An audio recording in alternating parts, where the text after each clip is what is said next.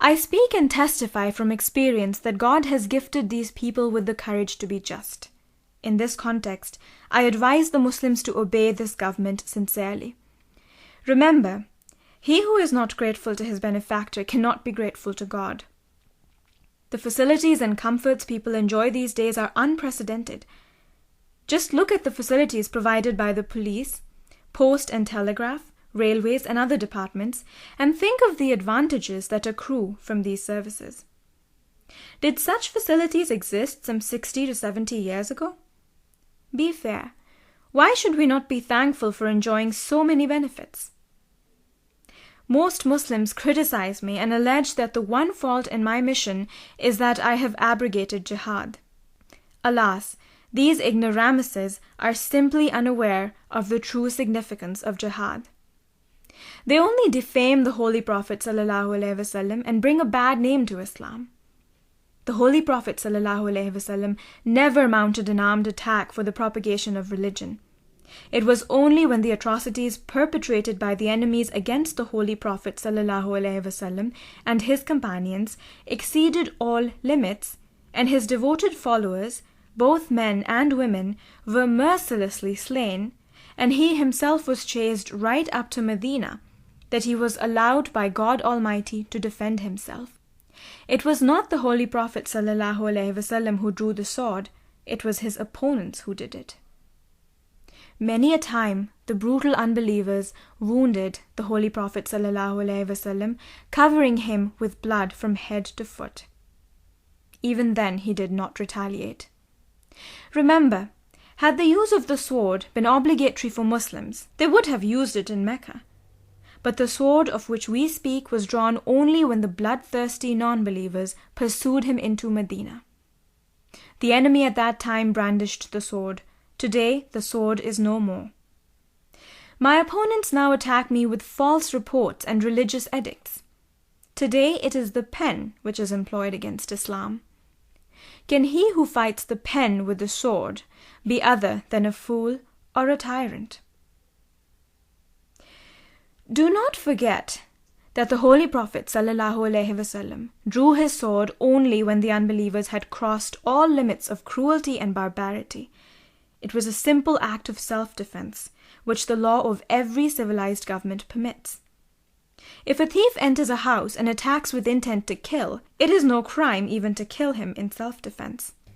So, when things came to such a pass that the devoted followers of the Holy Prophet ﷺ were murdered, and even old women were most mercilessly and shamelessly massacred, weren't the Muslims justified in punishing the culprits? Had God wanted Islam to disappear, leaving no trace behind, perhaps the question of retaliating with the sword might not have arisen. But God wanted Islam to spread all over the globe for the salvation of mankind. That is why, at that point in time, the sword was drawn in self-defense alone. I am certain that no moral code, religion, or law would, in such circumstances, object to having recourse to the sword. Even those who preach that if you are slapped on one cheek, offer the other one as well, cannot exercise patience in such situations, nor would those who consider it a sin to kill even a worm. Why then criticize Islam? Let me make it clear that those ignorant Muslims who believe that Islam was spread by the sword insult Islam and cast false aspersions on the innocence of the Holy Prophet ﷺ. Do not ever forget that Islam spread only because of its pure teachings and guidance, and because of the miracles that were witnessed, and the blessings and the heavenly light. It spread because of the Holy Prophet's glorious miracles and the ennobling and sublime influence of his exemplary character. Those signs and blessings have not come to an end. They are perennial and present in every age, ever fresh and evergreen. That is why I say that our Prophet is the living Prophet ﷺ. This is because his teachings and guidelines ever and always keep bearing fruit. Even in the future, as Islam progresses, it shall do so by following his path alone and no one else's. Since the sword was never drawn to propagate Islam in the past, it is sinful even to entertain such an idea now, especially when everyone is living in peace and plenty of means and devices for the propagation of one's faith are available. I am very sorry to say that the Christians and other detractors have never tried to consider the facts before launching attacks on Islam. If they had, they would have understood that at that time all the enemies were out to annihilate Islam and the Muslims. In fact, they had all joined forces to conspire against Islam and persecute the Muslims. Confronted with such pain and anguish, what other recourse was left to the Muslims but to save their lives? Referring to this, the Holy Quran says, "Uzina lillazina yuqataluna bi'annahum zulimu." Footnote 22. Permission to fight is given to those against whom war is made because they have been wronged. Translator. This shows that when the cruelties perpetrated against the Muslims crossed all limits, then and only then were they permitted to fight back in self-defense. This permission was granted specifically to meet the situation which prevailed at the time and was not for every other situation. Indeed, the hallmark of the arrival of the promised Messiah was Yaza'ul Harba.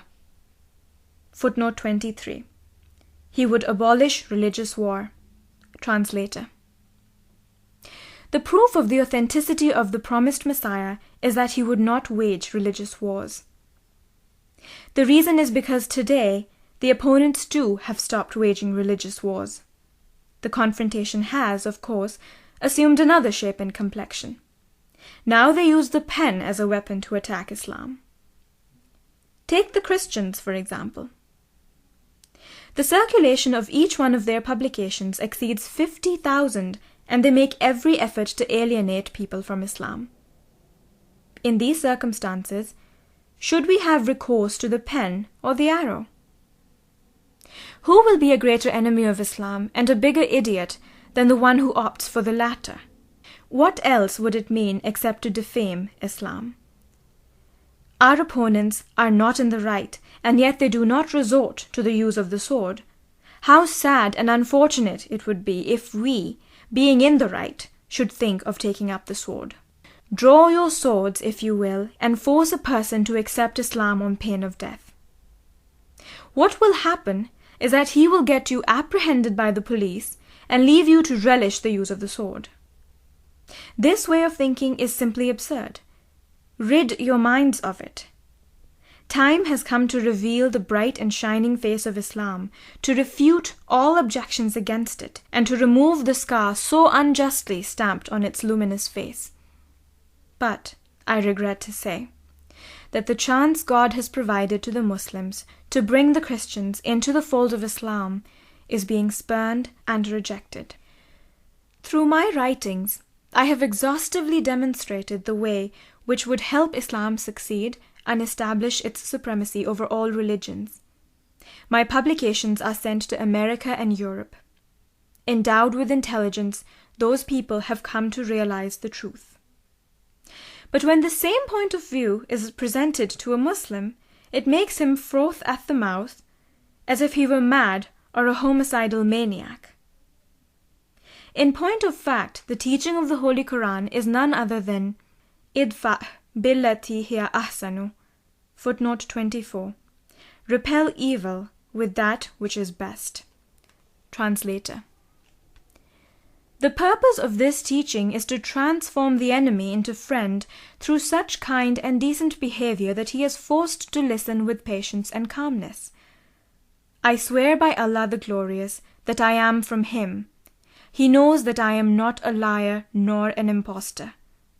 If, in spite of this solemn oath, and despite witnessing the signs God has shown in my favor, you still call me a liar and an impostor, then I implore you to cite just one instance of an impostor who continues to be blessed with divine support and succor in spite of his constant lying in the name of God. Such a person should be killed by God, but just the reverse is happening in my case.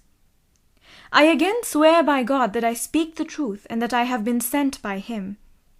Though I am in turn called a liar and an impostor, God comes to my help in every case in which my opponents implicate me.